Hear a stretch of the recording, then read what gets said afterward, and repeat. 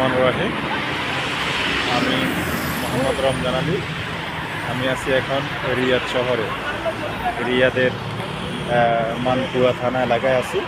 আপনারা দেখতেছেন খুবই সুন্দর একটা শহর। এটা সৌদি আরবের রিয়াদ শহর, মানকুয়া এলাকা। খুবই সুন্দর, খুবই এখানে আসলে দেখতেছি মানুষের চেয়ে গাড়ির সংখ্যা বেশি। অত গাড়ি, ডাইনে বামে সব গাড়ি। আর রাস্তায় গাড়ি, আপনি একটা গাড়ি নিয়ে পার্কিং করবেন এই সুযোগটা এখানে নাই। এত গাড়ি, এখানে প্রচুর পরিমাণ গাড়ি। এখানে একজন কেউ কেউ কোনো কোনো লোক আছে দুইটা তিনটাও গাড়ি ব্যবহার করে। এত গাড়ি এই শহরে, এই রিয়াদে। শুধু রিয়াদে না, মক্কা, মদিনা, জিদ্দা, এখানে এই শহরের মানুষগুলা বেশি গাড়ি ব্যবহার করে। তাই গাড়ির অভাব নাই, হাজার হাজার গাড়ি দিয়ে সাজানো এই শহর। তাই আপনারা অবশ্যই এটা আমাদের শেষ এবং শ্রেষ্ঠ নবী হযরত মুহাম্মদ সাল্লাল্লাহু আলাইহি সাল্লামের দেশ হিসাবে আসবেন, হজ করবেন, উমরা করবেন, তাদের উদ্দেশ্যে আসবেন, সবই ঠিক আছে। তবে সঠিক লোকের মাধ্যমে আসতে হবে। সঠিক লোকের মাধ্যমে না আসলেই অবশ্যই অবশ্যই আপনি বেজালে পড়বেন। এটা হলো সৌদি আরব রিয়াদ শহর। রিয়াদ শহরের রাজধানী রিয়াদ। এই এলাকার নাম হলো মানফুয়া থানা। এই মানফুয়া থানা এলাকায় আমরা আসছি। এখানে আমাদের ক্যাম্প। এখান থেকে বিভিন্ন শহরে আমাদেরকে পাঠানো হয়। এটা এখন মানফুয়া শহরে আছি আমরা, এই রিয়াদ শহরে মানফুয়া থানা এলাকায়। মাশাআল্লাহ, আলহামদুলিল্লাহ। রাসূলুল্লাহ হযরত মুহাম্মদ সাল্লাল্লাহু আলাইহি সাল্লাম জন্ম এবং মৃত্যু এই দেশেই হয়েছেন। এই দেশ আসলে অমায়িক সুন্দর একটা দেশ, যার কোনো তুলনা না। রাস্তাঘাট, দালান কোঠা, এভরিথিং আসলে অসাধারণ।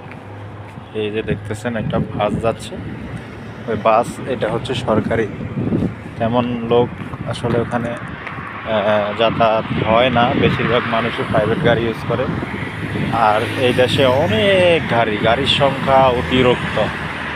এখানে দুই ভাই দাঁড়ায় দাঁড়ায় ভিডিও করতেছে, ওনারা আমাদের সাথেরই, আমাদের সাথে। তো এই দেশে মানুষের চেয়ে গাড়ির সংখ্যা বেশি দেখা যায়।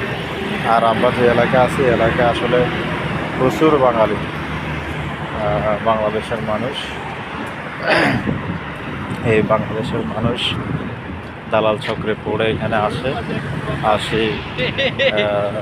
15 দিন, 1 মাস, 2 মাস পালায় রাখে, এরপরে একটু কাজ দেয়।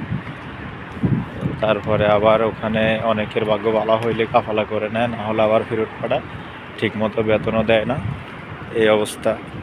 আসলে কি বলবো, কিছু দালাল চক্র আছে যারা কিছু টাকার জন্য আমাদের এই ক্ষতিগুলো করে থাকে।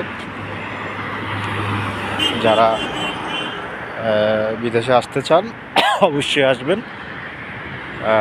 বিদেশি মুদ্রা বা বিদেশি টাকায় যে বরকত, সেই বরকত আসলে আমরা বাংলাদেশে বসে উপভোগ করতে পারি না। তবে সঠিক এজেন্সির প্রয়োজন, সঠিক ব্যক্তির প্রয়োজন।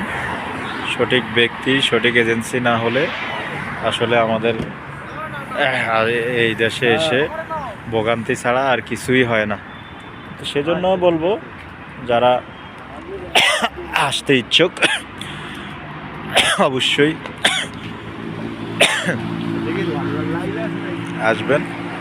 তবে জেনে বুঝে শুনে আসবেন। আপনজন যদি থাকে, আপনজন হোক সেটা ভাই, হোক সেটা বন্ধু। যদি ভাই হয় অথবা বন্ধু হয়, সে যদি বিশার ব্যবসা করে থাকে, অবশ্যই তার সাথে কাটসিট কথা বলে আসবেন। আর যদি বিশার ব্যবসা না করে, সে আপনার ভাই হোক, আপনার বোন জামাই হোক, স্বাস্থ্য ভাই হোক, খালতো ভাই হোক, সে আপনার সাথে আন্তরিকতা আছে, দেখা গেছে আপনাকে নিয়ে আসছে, আসার জন্য অফার দিছে, অবশ্যই আপনি আসতে পারেন। সে শুধু আপনাকে নিয়ে ভাববে। আর যারা ব্যবসা করে, বিচার ব্যবসা, সেটা হোক ভাই, বন্ধু, বোন জামাই অথবা আপনার কাজিন, যেই ধরনেরই হোক না কেন, সে আসলে তার ব্যবসার চিন্তাই করবে। সে কখনোই আপনার ভবিষ্যৎ আপনাকে নিয়ে ভাববে না। কারণ আপনি তার আপনজন, সেই চিন্তা সে করবে না। সে চিন্তা করবে একটা ভিসা বেচতে পারলে সে 1,00,000 টাকা 50,000 টাকা পাবে, আপনাকে এনে এখানে এয়ারপোর্টে নামাই দিলেই হবে। এটাই হচ্ছে আসলে আমাদের বাংলাদেশের মানুষের, বাঙালির নীতি। তাই বেশি কিছু বললাম না, আপনাদের উদ্দেশ্যে এটাই বলতে চাই, আপনারা অবশ্যই সঠিক দেখে বুঝে শুনে তারপরে আসবেন। হ্যাঁ, এটা স্টেশন, তো এটা স্টেশন। আপনি এখানে, এটা হচ্ছে এই গাড়ির স্টেশন। আপনি এখানে দাঁড়াইছেন, গাড়ি থামে গেছে, কারণ আপনার ও বাপসাপড়ে উঠবেন। এটা হচ্ছে এটাই সরকারি গাড়ি, এটা স্টেশন।